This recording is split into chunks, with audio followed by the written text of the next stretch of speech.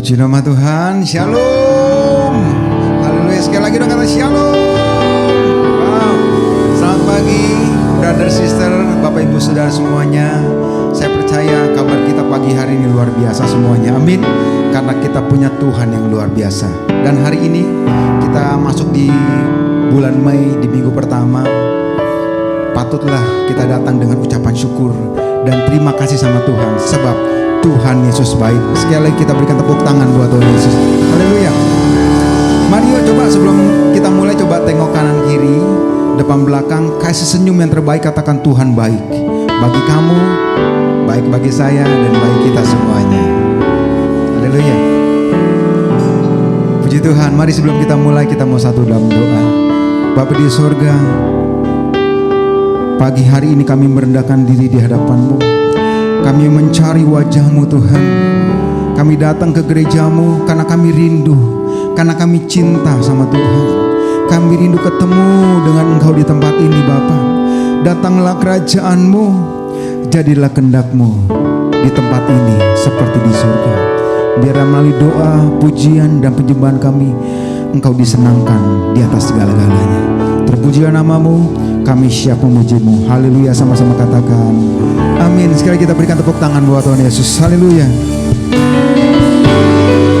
Pagi ini kami bawa ucapan syukur kami Tuhan, ucapan terima kasih kami yang terbaik buat Engkau Bapa.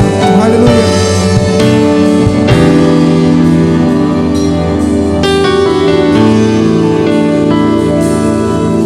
Bapa, terima kasih untuk kasih setiamu, berkat-Mu pelihara hidupku, lebih dari semua kata dan lagu.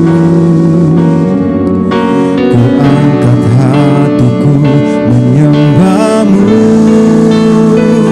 terlalu ajaib kasih-Mu bagiku, jawaban hidupku, lebih dari yang ku harapkan. Terlalu ajaib kasih-Mu bagiku, selalu terbukti di dalam kesesakan. Penolongku yang setia. Bapa, terima kasih. Terima kasih untuk kasih setiamu, berkat-Mu pelihara hidupku, lebih dari semua kata dan lagu. Ku angkat hatiku menyembah-Mu, terlalu ajaib kasih-Mu bagiku, jawaban hidupku, lebih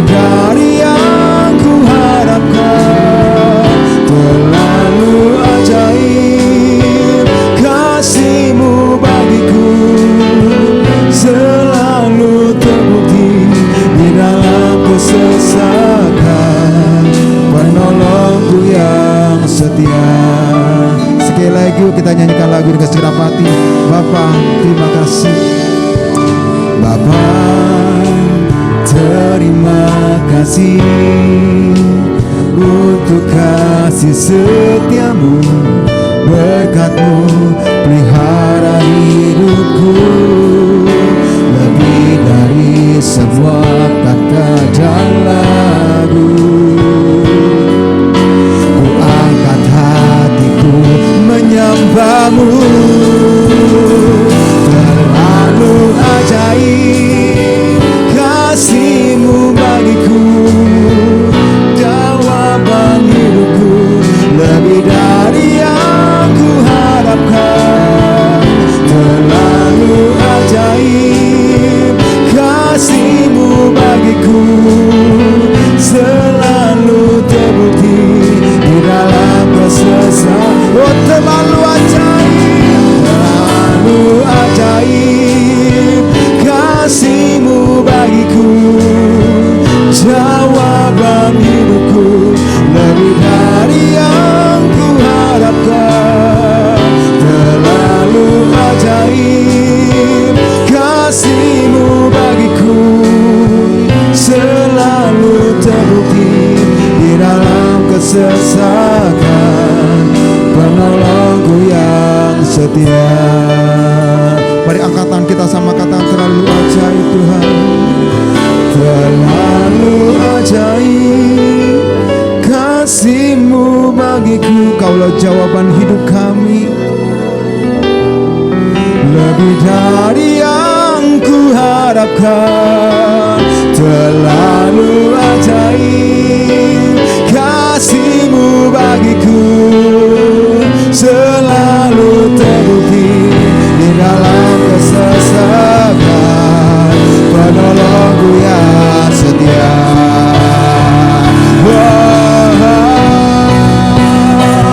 Terlalu ajaib kasih-Mu bagiku, jawaban hidupku, lebih dari yang ku harapkan. Terlalu ajaib kasih-Mu bagiku, selalu terbukti di dalam kesesakan, penolongku yang setia. Selalu terbukti di dalam kesesakan, penolongku yang setia.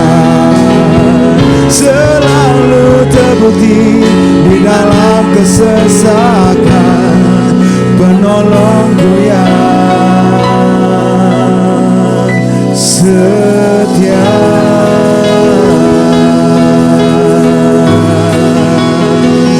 Penolongku yang setia, namanya Yesus. Terlalu ajaib perbuatan-Mu dalam hidup kami.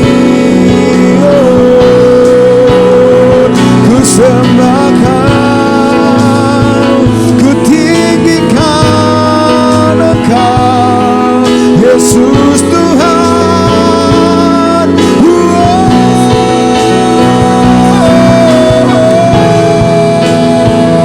Kiramaya sanaralamu, Kaulah jawaban hidup kami, Kaulah pengharapan kami, tiada yang lain Tuhan selain diri-Mu, Yesus Tuhan. Hiralabaya sakanaralamu, hiralabaya sakanaralamu ya seni. Kami angkat suara kami Tuhan, untuk memuji-Mu, menyembah-Mu Tuhan. Haleluya. Oh, rabaya sanaralamu, hirabaya sakanaralamu. Haleluya.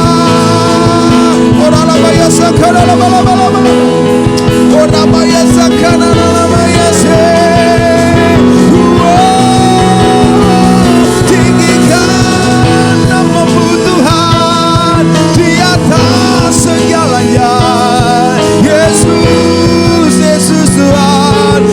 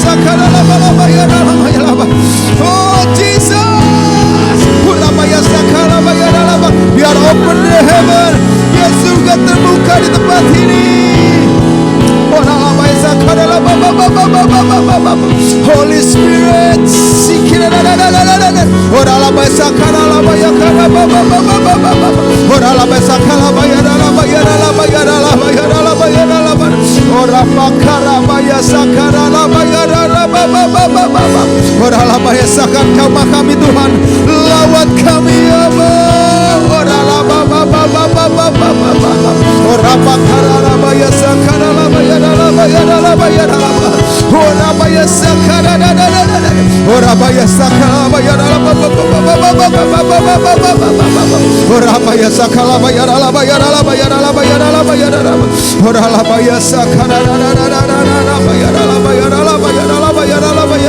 biar roh kami terus menyala-nyala ya Tuhan.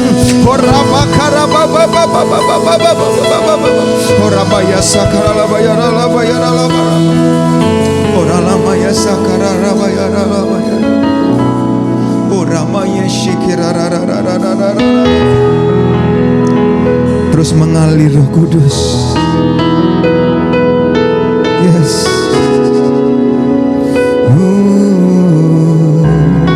Terus bawa kami masuk ke dalam hadirat-Mu, ketemu dengan Engkau Tuhan. Itu jauh lebih dari segala-galanya buat setiap kami. Mari nyatakan cinta-Mu kepadanya, nyatakan kasih-Mu kepadanya. Oh, Syana Ramaya Naralamu, peluk setiap kami dengan kasih cinta-Mu Tuhan. Yesus, kami perlu Engkau Bapa.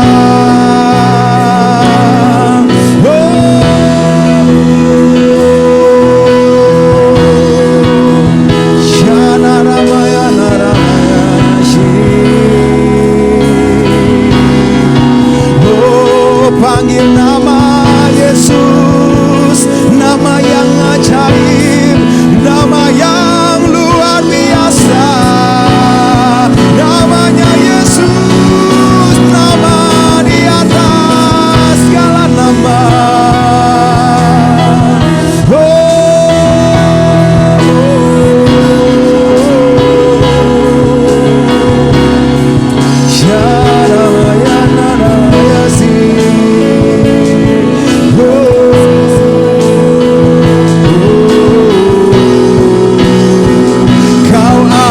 Yang besar, ajaib dan mulia, Kau Yesus yang selalu membuatku terpesona.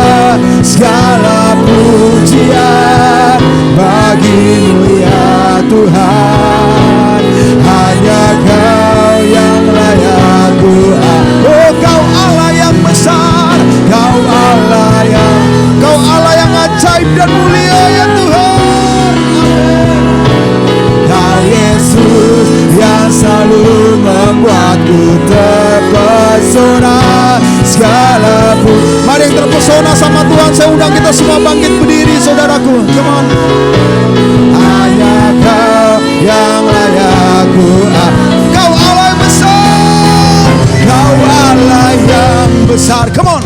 Ajaib dan mulia, Kau Yesus yang selalu membuatku terpesona. Segala pujian bagi-Mu ya Tuhan, hanya Kau yang layak ku agungkan. Kau Allah besar, Kau Allah yang besar, ajaib dan mulia, Kau Yesus yang selalu membuatku terpesona.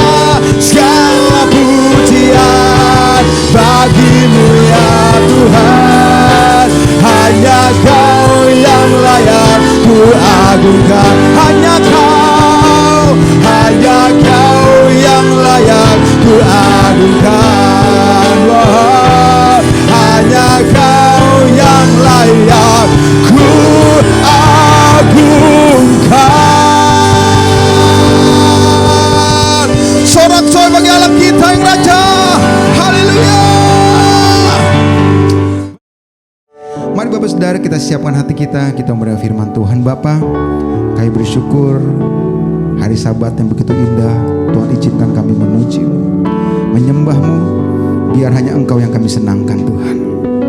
Sebentar kami duduk diam di kaki-Mu, urapi kami. Kami rindu mendengar firman-Mu, supaya kami gak tersesat oleh ajaran dan keadaan dunia ini. Terima kasih Tuhan, terima kasih. Roh-Mu yang hidup penuhiku, mengalir dalamku. Jiwaku tenang Tuhan, jiwaku tenang bersama-Mu dalam naungan. Katakan, ku buka hati untuk jamahan-Mu, berserah penuh di hadirat-Mu.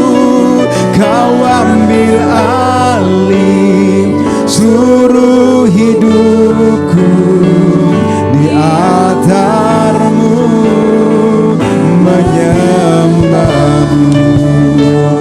Roh-Mu yang hidup penuhi kami, datang urapi kami Tuhan. Roh-Mu yang hidup penuhi, datang urapiku Tuhan, datang urapiku. Ku siap terima kuasa-Mu, hidupku ku buka hati untuk jamahan-Mu, berserah penuh di hadirat-Mu. Kau ambil alih seluruh hidup kami Tuhan, di altar-Mu. Mari jemaat saja katakan, kami buka hati kami jemaat.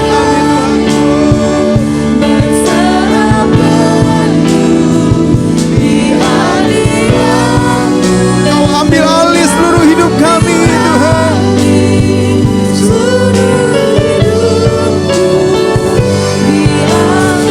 Mari saya jemput, kita semua boleh bangkit berdiri saudaraku. Ku buka hati untuk jamaah kami Tuhan, berserah penuh di hadirat-Mu. Kau ambil alih seluruh hidupku, di altar-Mu. Ku buka hati untuk jamahan-Mu, berserah penuh di hadirat-Mu. Kau ambil alih seluruh hidupku, di altar-Mu menyembah-Mu, di altar-Mu, di altar-Mu menyembah-Mu, di altar-Mu menyembah-Mu.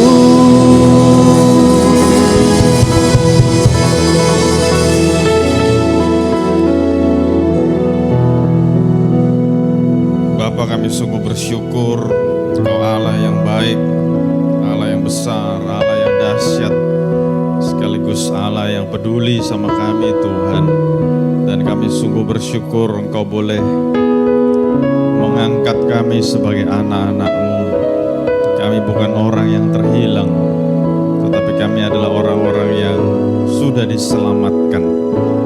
Dan kami Tuhan mau berkomitmen untuk hidup sama seperti yang Kau kehendaki, untuk hidup boleh mencerminkan Engkau sendiri Tuhan.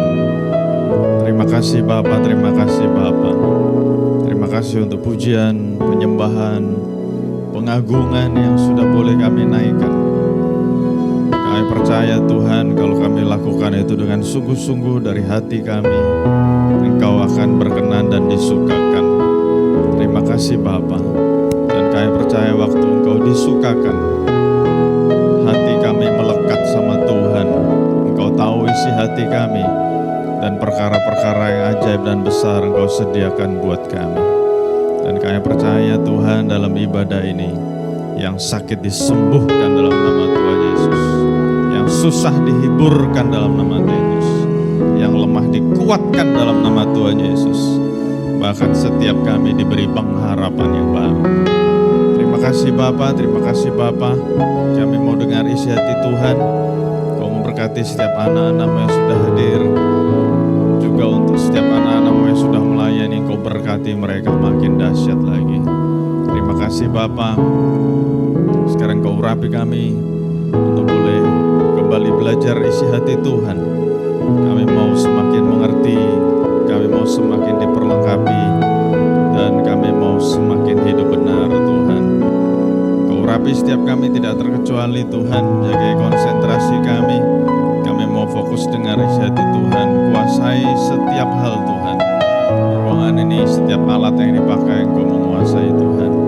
Terima kasih Tuhan untuk hamba-Mu, Engkau mampukan layakan, kuasai bibir lidahnya, sehingga apapun yang disampaikan hanya dari Tuhan saja. Terima kasih Bapa, terima kasih Bapa. Berkata-katalah kami siap untuk mendengar. Di dalam nama Tuhan Yesus Tuhan dan Juru Selamat kami hidup. Kita yang siap mendengar isi hati Tuhan sama-sama katakan amin, amin. Beri tepuk tangan buat Tuhan Yesus. Silakan duduk saudara, shalom. Shalom, semuanya baik. Boleh lambaikan tangan, semua sehat. Yes, senyum dulu kanan kirinya. Senang banget boleh kembali ketemu sama saudara. Oke, kita akan masuk ke firman Tuhan. Ya, hari ini saya mau mengingatkan kepada kita semua kalau Tuhan Yesus tidak bangkit, apa yang terjadi gitu ya. Ada di Alkitab semuanya. Akan ada banyak ayat hari ini. Nanti saya minta kita kerjasama, siapa yang tergerak boleh berdiri baca ayatnya. Nggak usah saya tunjuk lah ya, yang tergerak aja. Tinggal berdiri, tinggal baca. Ada di layar gitu ya. Nomor 1, kalau Tuhan Yesus tidak bangkit, sia-sialah pemberitaan firman Tuhan. Saya mau baca, silakan.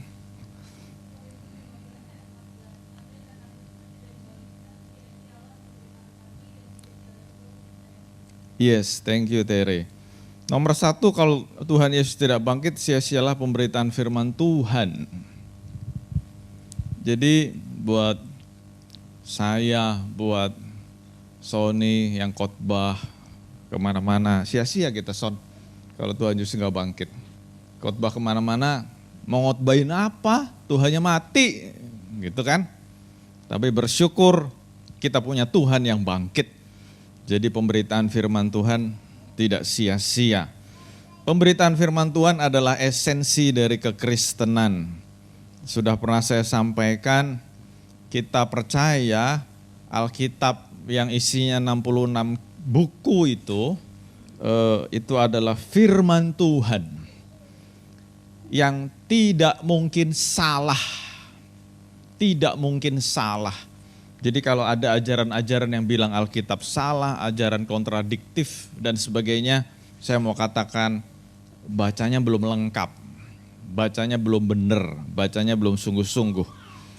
Karena esensi dari kekristenan adalah firman Tuhan.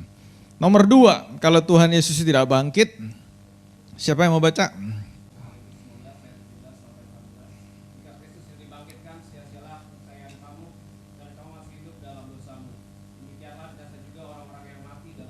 Yes, thank you David.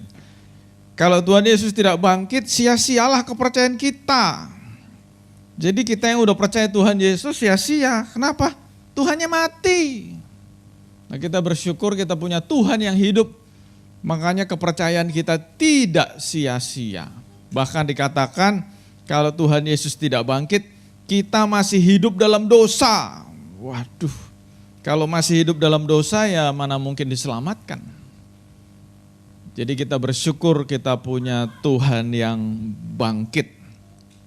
Yang ketiga, kalau Tuhan Yesus tidak bangkit, ayat selanjutnya 1 Korintus 15 ayat 19, siapa mau melanjutkan? Yes, Mika silahkan.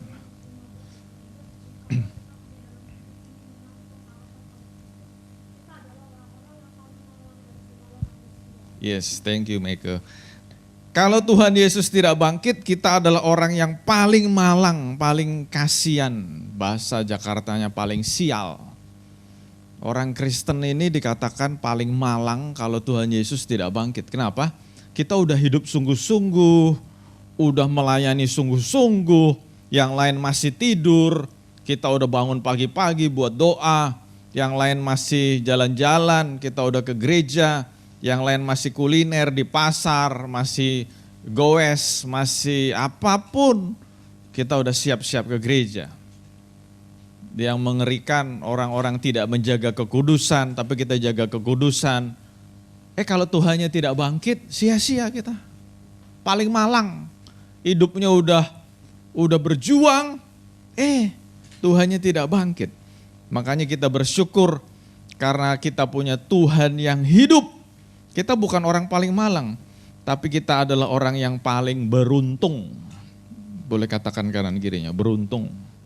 Nah, bicara tentang Yesus bangkit, tadi kita udah lihat pemberitaan firman Tuhan tidak sia-sia, makanya saya berjuang untuk mau khotbah, mau ngajar, setiap kali ada tugas saya lakukan dengan sungguh-sungguh. Kenapa? Karena gak sia-sia.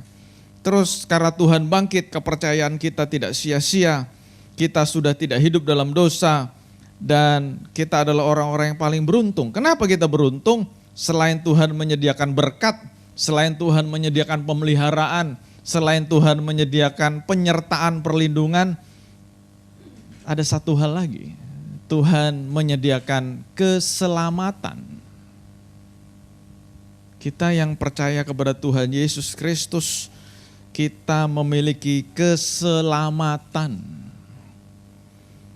Nah, kita mau ngomong keselamatan nih. Hari-hari ini saya semakin mau sungguh-sungguh memuridkan saudara-saudara semuanya. Bukan karena lagi ngetren pemuritan, enggak.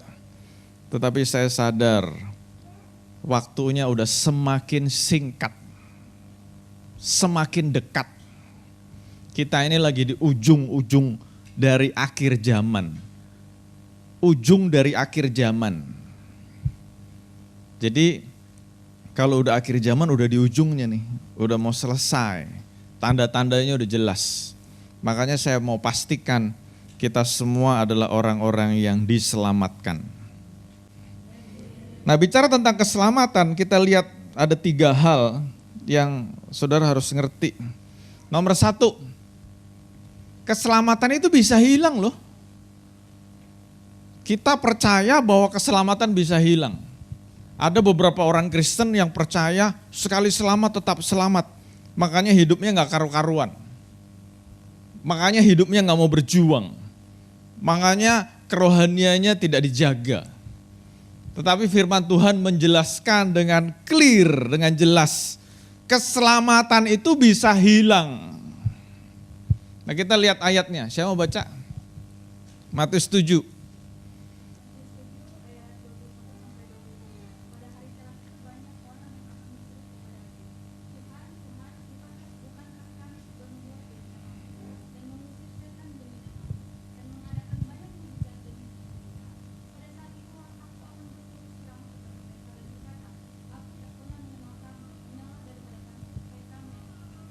Yes, thank you Indah.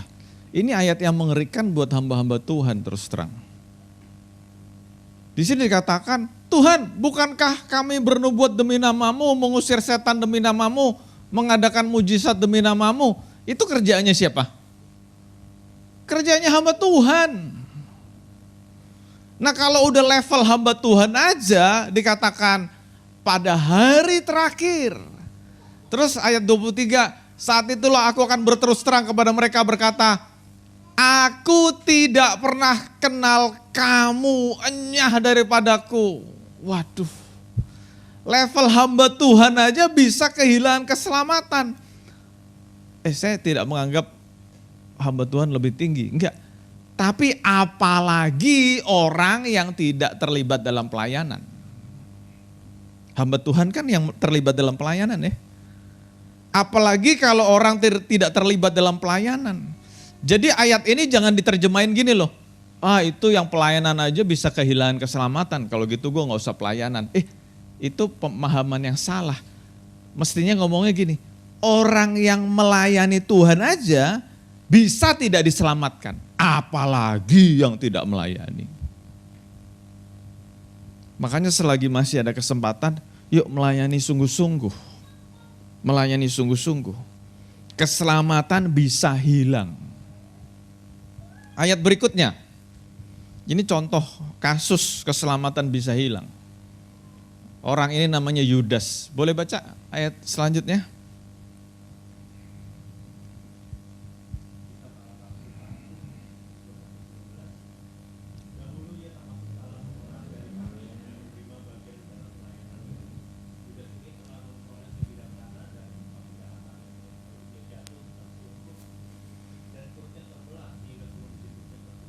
Yes, thank you Ricky. Siapa gak kenal Yudas? Yudas mendapat privilege dari ribuan orang, dia terpilih menjadi timnya Tuhan Yesus 12 orang. Waktu kita baca Alkitab, kita belajar, saya percaya dalam hati kecil kita yang melayani Tuhan, yang mempelajari firman Tuhan, pengen loh jadi murid Tuhan Yesus. Tim intinya Tuhan. Salah satu dari 12 orang. Tapi dikatakan di sini, dulu ia termasuk salah seorang dari kami. Dulu. Dan menerima bagian dalam pelayanan ini. Dulu. Tapi lihat, jatuh tertelungkup, perutnya terbelah, isi perutnya tertumpah keluar. Dan kita tahu ceritanya. Yudas mati bunuh diri. Kehilangan keselamatan. Jadi poin nomor 1 tentang keselamatan, saya mau saudara aware, hati-hati. Jangan bangga, aku anaknya orang Kristen kok, aku anaknya pendeta kok. Jangan bangga. Kenapa? Keselamatan bisa hilang. Nomor 2, kalau tadi bicara keselamatan bisa hilang, nomor 2, keselamatan bisa nyaris hilang. Kalau tadi hilang kan udahlah hilang habis. Nomor 2, nyaris hilang. Nah, saya tidak mau saudara punya mindset yang penting gue selamat walaupun nyaris. Enggak. Kalau sekolah yang penting KKM. Enggak. Enggak bisa begitu. Nah, saya kasih tahu kenapa kita nggak boleh punya mindset begitu. 1 Korintus 3, 14, 15, saya mau baca. Yes.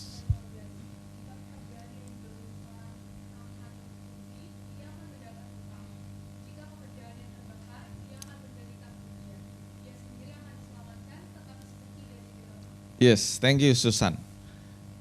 Di sini dikatakan jika pekerjaan orang tahan uji, ia akan mendapat upah. Tapi jika pekerjaannya terbakar alias tidak tahan uji, ia akan menderita kerugian. Iya benar diselamatkan, tapi seperti lolos dari api, udah gosong orangnya. Nah, bicara pekerjaan, hari ini saya mau menjelaskan dari paradigma atau dari sisi yang berbeda. Kalau seorang hamba Tuhan kayak saya, gembala, pekerjaan yang saya bangun, pelayanan, jemaat, termasuk keluarga. Tapi saya mau sederhanakan buat saudara-saudara semua. Saya mau ngomong pekerjaan yang dibangun itu apa? Your life, hidup kita. Setiap kita sedang membangun sebuah kehidupan. Kehidupan seperti apa yang kita bangun. Dan ingat, kehidupan kita akan diuji. Makanya dalam ibadah, dalam rumah doa beberapa bulan yang lalu, saya ngomong, setiap kita pasti mengalami sebuah proses dari Tuhan, namanya cuci sikat gosok. Yang hari Sabtu datang mestinya ingat. Cuci sikat gosok. Kenapa? Supaya hidup kita glowing, hidup kita bersinar terang. Makanya dicuci, disikat, digosok. Kalau pengen tahu bayangannya cuci sikat gosok, semakin kita kotor, cuci sikat gosoknya makin mengerikan. Kenapa? Supaya glowing. Nah, kalau kita mau menjadi orang Kristen anak Tuhan yang bersinar terang, izinkan Tuhan mengerjakan hidup kita. Cuci sikat gosok. Itu istilah saya, cuci sikat gosok. Tapi istilah Rasul Paulus kepada jemaat di Korintus, ujian proses itu bicara tentang api. Nah, kalau hidup kita dibakar dengan api, Rasul Paulus menggunakan ilustrasi emas. Semakin dibakar, semakin menyala, mengkilap. Wah, berarti harganya mahal. Tetapi di sini dikatakan, kalau kehidupan kita tidak tahan uji nih, kekristenannya cengeng, nggak tahan uji. Dikatakan apa? Selamat, tapi seperti orang yang keluar dari api, gosong. Pernah nggak makan sate gosong? Nggak enak kan? Pernah nggak makan roti bakar gosong? Nggak enak.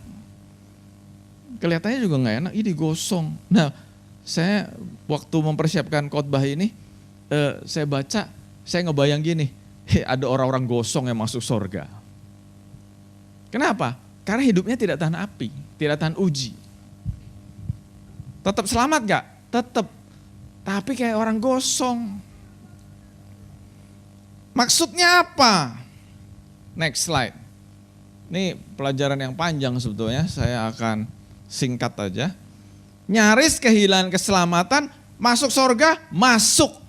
Tapi dia tidak mendapat upah atau pahala.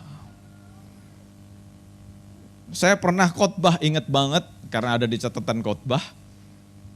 Kalau kita sungguh-sungguh dalam hidup ini ya, sungguh-sungguh nih, melayani sungguh-sungguh, jaga kekudusan, jaga hidup benar, kita akan mendapat, kalau kita full, komplit, kita akan dapat 5 mahkota. Wah, pakai 5 mahkota. Nah, saya ngebayangin buat orang-orang yang penting lolos. Yang penting lolos apa? Nggak punya mahkota. Nggak punya upah, nggak punya pahala. Jadi waktu dia masuk surga, dia akan ngelihat, wah, orang-orang itu kok mahkotanya 5. Mungkin ada yang 1, mungkin ada yang 3, mungkin ada yang 2, mungkin ada yang 4. Tapi dia nggak punya mahkota. Masuk surga nggak? Masuk, tapi nggak punya mahkota. Sedih nggak? Sedih nggak? Saya mau membangun kesadaran nih. Jadi jangan pernah mikir, nggak apa-apa pastor, yang penting gue udah masuk surga. Sedih tuh nggak? Yang lain punya mahkota. Dan kalau kita baca dalam Wahyu 4, orang-orang yang punya mahkota itu ngapain?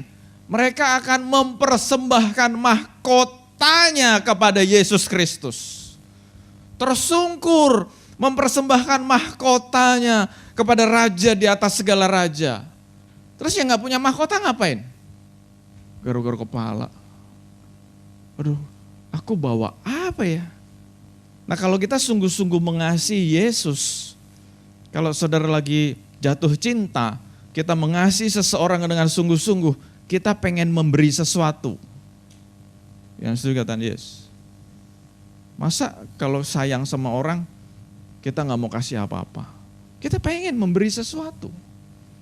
Nah, kita mengasihi Yesus, mengasihi Tuhan, menghormati.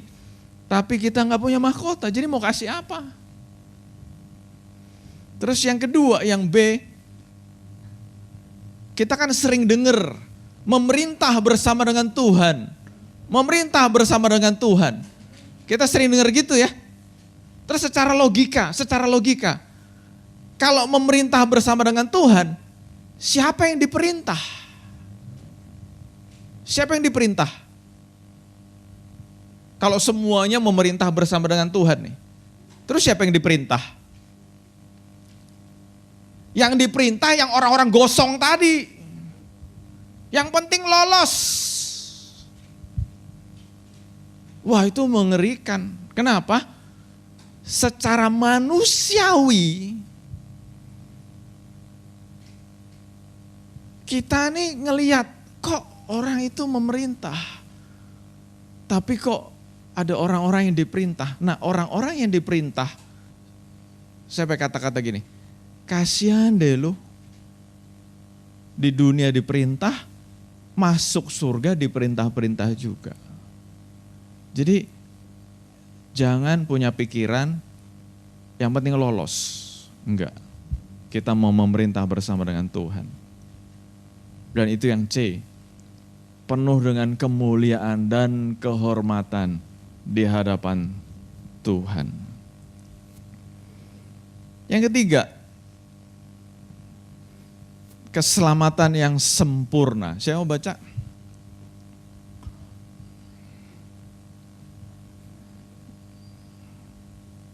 Keselamatan yang sempurna. Yes.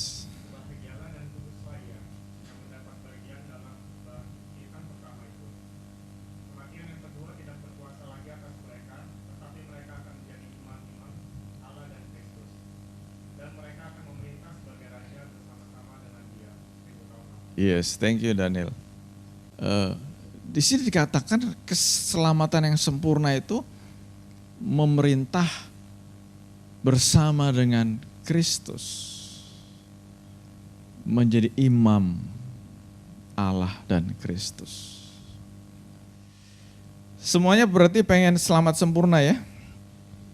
Pertanyaannya, kok keselamatan bisa hilang? Salah satu alasan keselamatan bisa hilang ada di Matius 13. Saya mau baca. Matius 13, boleh yang mau baca.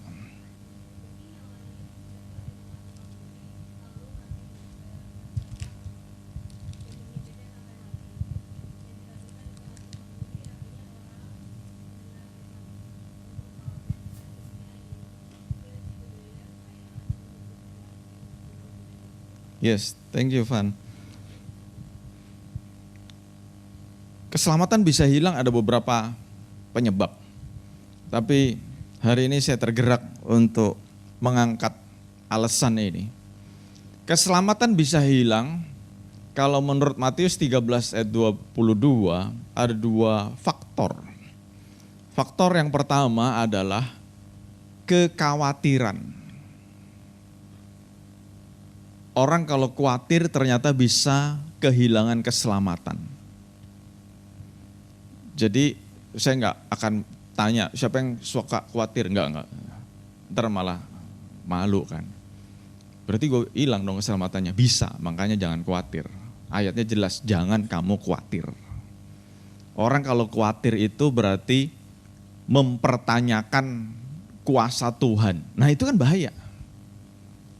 Emang Tuhan kurang berkuasa apa kok kita sampai khawatir?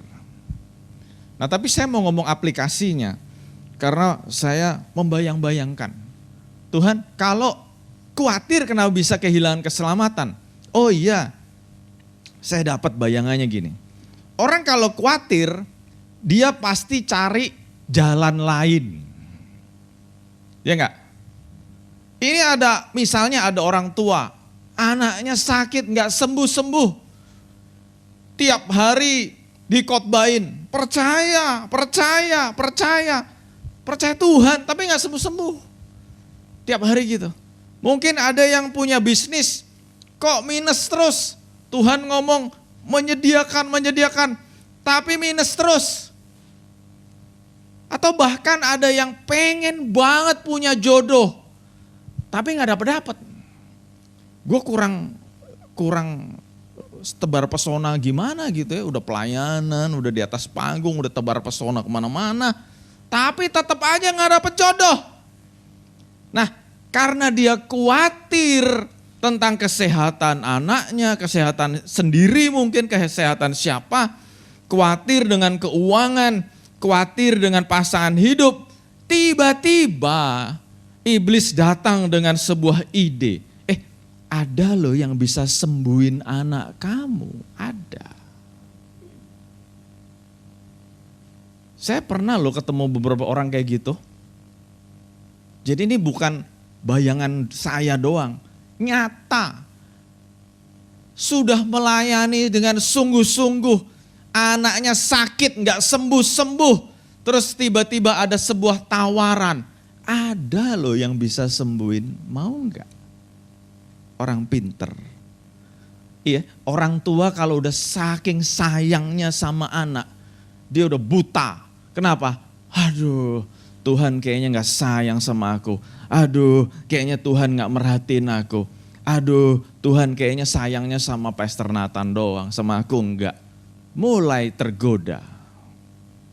Waktu dia mulai tergoda, dia ngambil jalan itu. Ingat, Tuhan kita Tuhan yang pencemburu. Hilang gak keselamatannya? Hilang gak? Hilang. Terus ada yang bisnis, waduh kok rugi terus ya. Padahal aku hidup benar, aku hidup sungguh-sungguh, kok rugi terus. Terus ada godaan, nyolong aja. Semua orang di Indonesia nyolong, katanya begitu. Nanti tolong dihapus ya. Terus dia udah gak kuat, kenapa? Ada sebuah kekhawatiran yang mendalam. Nyolong, ikut nyolong. Kalau perlu gak cuma nyolong, kalau perlu ke Gunung Kawi, ke gunung-gunung yang lain. Karena faktanya orang yang turun dari gunung-gunung itu, kok seakan-akan hidupnya lebih gampang. Nah yang gak punya pasangan, pengen banget punya pasangan. Kenapa yang deketin aku bukan orang gereja, yang deketin aku agama lain. Oh mungkin ini jalan hidupku. Sekaligus aku memenangkan jiwa, omong kosong. Tidak ada tuh ceritanya. Faktanya orang yang berpikir mau memenangkan orang lain lewat percintaan, dia yang dimenangkan untuk pindah ke sana. Fakta. Jadi kekhawatiran hidup itu fatal. Karena apa? Mengesampingkan Tuhan.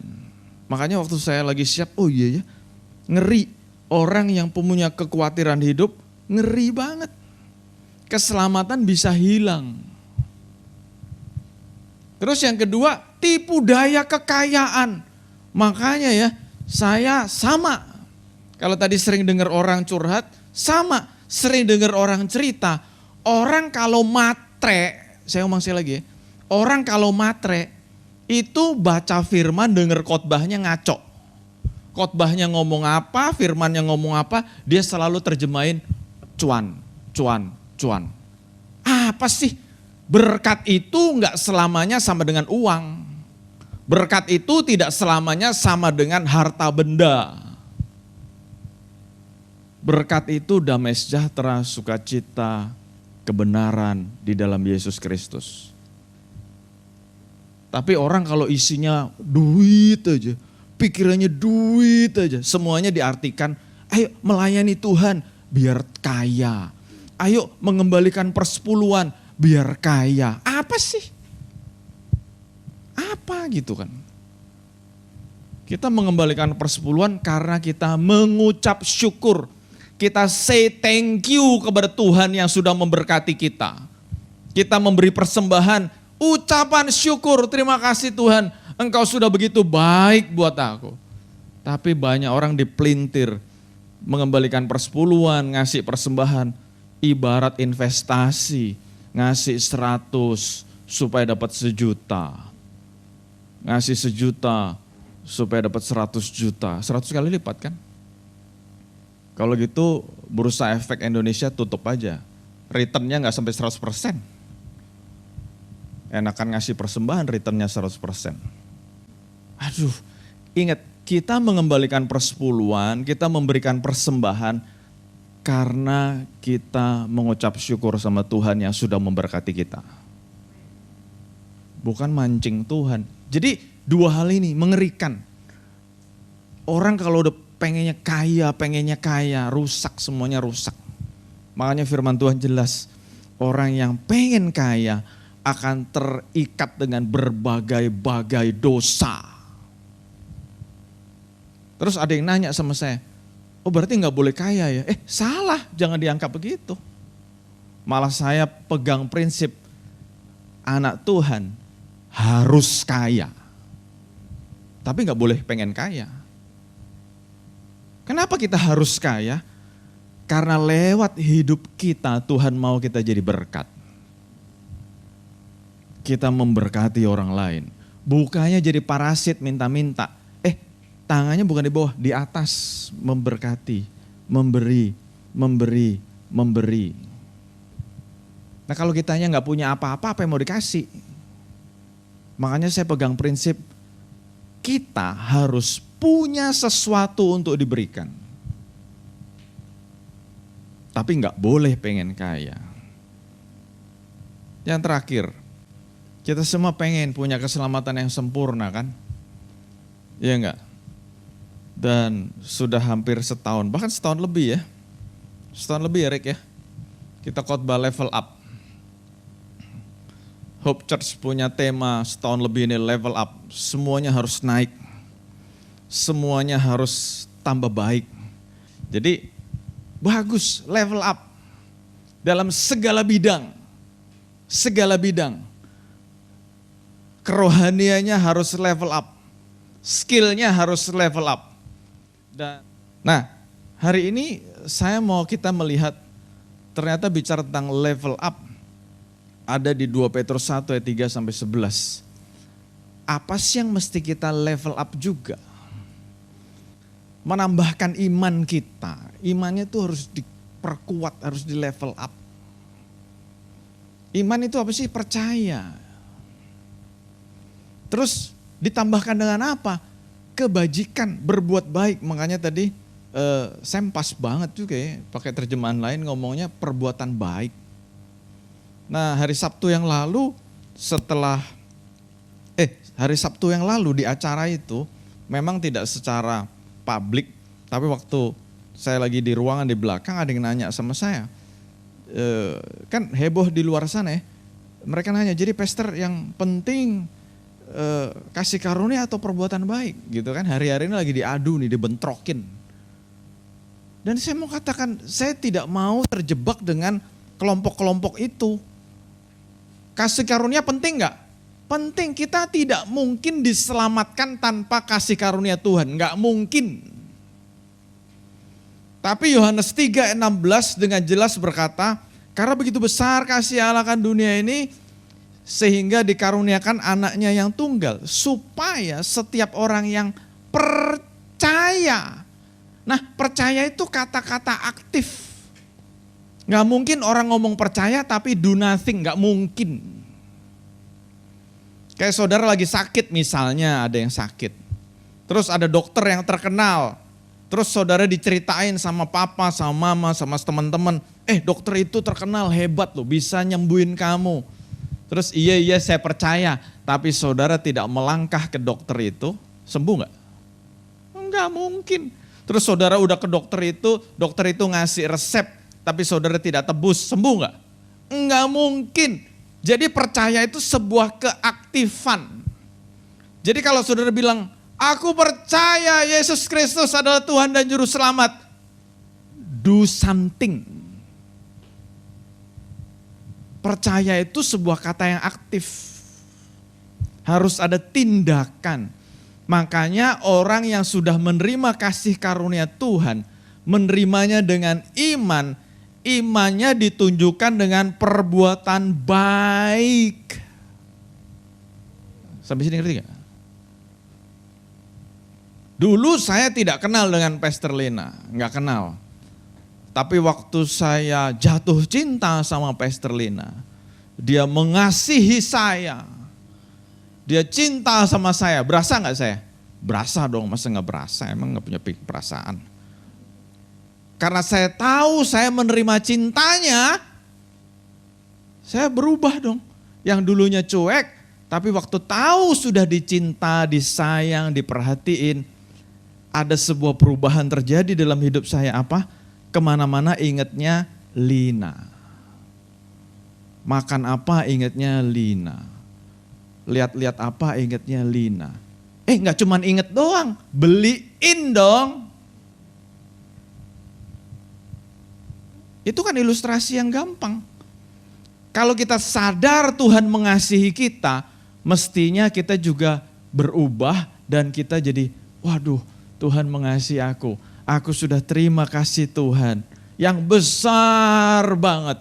Mestinya kita juga berubah, kita jadi pengen berbuat sesuatu untuk Tuhan. Yang mengerti kata Yesus. Iman ditambahkan dengan perbuatan baik. Perbuatan baik ditambahkan dengan pengetahuan.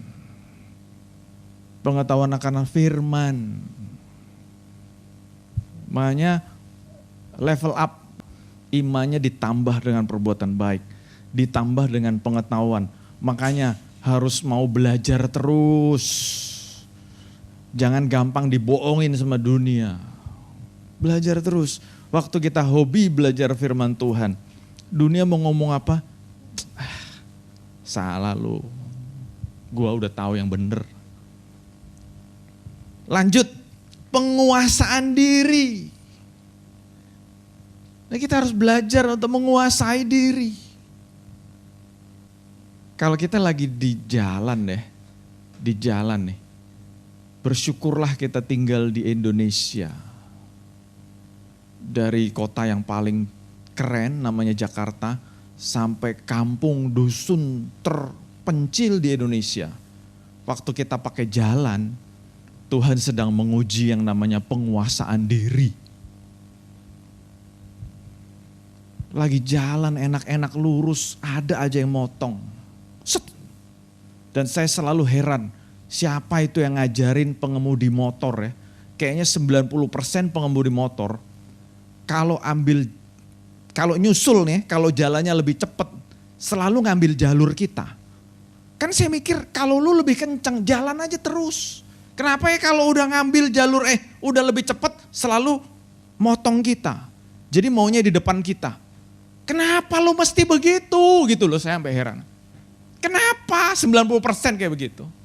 Jadi saya di mobil, loh kan kamu di situ tadi. Kenapa kalau udah lebih cepat motong? Set, udah gitu di depan kita lagi. Aduh. Bukan cuma di Jakarta yang metropolitan. Sampai di dusun terpencil di Indonesia. Ngalamin yang sama saya. Jadi saya, menguasai diri. Makanya bersyukurlah tinggal di Indonesia. Tuhan memproses kita terus untuk menguasai diri. Dan menguasai diri bukan cuma itu ya, macam-macam. Ya saudara terjemahin sendiri lah. Apalagi yang perlu ditambah? Ketekunan. Doa harus tekun, pray without ceasing, doa tanpa henti. Ibadah juga harus tekun. Aduh, kadang datang, kadang enggak, gimana lu? Kalau lagi butuh, Tuhan kok engkau tidak dengar doaku. Terus kalau misalnya saya yang jadi Tuhan, misalnya, untung bukan saya yang jadi Tuhan. Kalau misalnya saya yang jadi Tuhan, terus saya bilang, gue lagi sibuk tau gak? Waduh Tuhan, kok sibuk sih? Kan sama. Kamu waktu ditanyain, kok gak ke gereja, lagi sibuk. Tuhannya ngebales. Enggak, untung Tuhannya bukan saya, Tuhan penuh kasih, panjang sabar. Tapi saya mau kasih tahu, kita harus tekun beribadah. Tekun melayani. Yang mau kata Yesus, baca firman yang tekun. Habis dikotbahin baca. Nanti kalau udah gak dikotbahin, suruh baca, gak baca lagi. Aduh gimana. Next. Kesalehan, hidup kudus, tambahkan tuh hidup kudus. orang yang tidak suci hatinya tidak bisa ketemu Tuhan. Kita seringkali pengen doa, curhat sama Tuhan. Nah kalau ada dosa yang tersembunyi, Tuhan gak suka. Jadi gimana bisa curhat kalau gak ketemu Tuhan? Nah mau ketemu Tuhan, hidup kudus. Next, kasih kepada saudara-saudara seiman. Ditambah-tambahkan. Pas banget, hari Kamis mau potluck. Nah, ini nggak sengaja ya khotbah ini ya. Pas aja gitu ya, kebenaran aja. Buktiin kalau kita mengasihi saudara-saudara seiman. We are not taker, we are giver. Kita pemberi. Kita bukan orang yang cumanya menerima, tapi kita suka memberi. Yes, itu kata yes. Kok lemes sih? Terus berikutnya, kasih kepada semua orang. Kasih kepada semua orang. Enggak pandang-pandang. Mau level up? Ayat 10, berusahalah sungguh-sungguh supaya panggilan dan keterpilihanmu makin teguh. Sebab jikalau kamu melakukannya, melakukan apa? Ini tadi, melakukan itu tadi semua. Dikatakan apa? Kamu tidak akan pernah tersandung. Jadi kita yang sudah diselamatkan ini, keselamatan kita terpelihara. Kenapa? Kita melakukan level up tadi itu. Kita gak mau kan keselamatannya hilang kan? Lakukan semua tadi itu. Imannya ditambah, perbuatan baik dan segalanya. Ayat 11 yang terakhir. Boleh worship leader, singers, pemusik maju. Ayat 11. Dengan demikian kepada kamu akan disediakan seluas-luasnya jalan untuk memasuki kerajaan kekal, yaitu kerajaan Tuhan dan Juru Selamat kita, Yesus Kristus. Saya suka banget loh ayat ini, makanya kalau baca firman tuh pelan-pelan diperhatiin deh. Di sini dikatakan apa? Disediakan seluas-luasnya jalan untuk memasuki kerajaan kekal. Jadi jalan yang kita pilih itu dilapangkan. Kok bisa dilapangkan? Iya, kita melakukan level up itu tadi. Jadi jalan kita menuju kepada keselamatan, jalan kita menuju kepada kerajaan kekal, jalan kita menuju kepada kerajaan di mana Yesus Kristus memerintah sebagai Tuhan dan Juru Selamat, dilapangkan, disediakan seluas-luasnya. Jadi untuk jadi selamat itu bukan sesuatu yang susah, tapi dikatakan apa? Disediakan seluas-luasnya. Asal ya kita melakukan tadi, level up tadi. Saudara mau? Yuk bangkit berdiri sama-sama yuk. Bapak, hari-hari ini kami mempersiapkan diri untuk kami boleh, yang belum dibaptis Roh Kudus, boleh mengalami baptisan Roh Kudus. Bila ada yang sudah dibaptis, aku berdoa Tuhan mewakili semua jemaat-Mu. Kami mau selalu dipenuhi Roh Kudus. Dan buat setiap kami Tuhan, kami mau dipimpin oleh Roh Kudus. Supaya hidup kami bisa selaras dengan maunya Tuhan. Bisa seperti yang menjadi maunya Tuhan dalam hidup kami. Kami sudah dengar isi hati Tuhan, pengajaran firman-Mu. Hamba-Mu sangat terbatas Tuhan. Tetapi biar setiap kami yang sudah mendengar, Roh Kudus-Mu yang bekerja, kami mau terus menambahkan iman kami, perbuatan baik, pengetahuan, ketekunan, kesungguh-sungguhan, kekudusan, supaya kami semakin hari semakin serupa dengan Tuhan kami.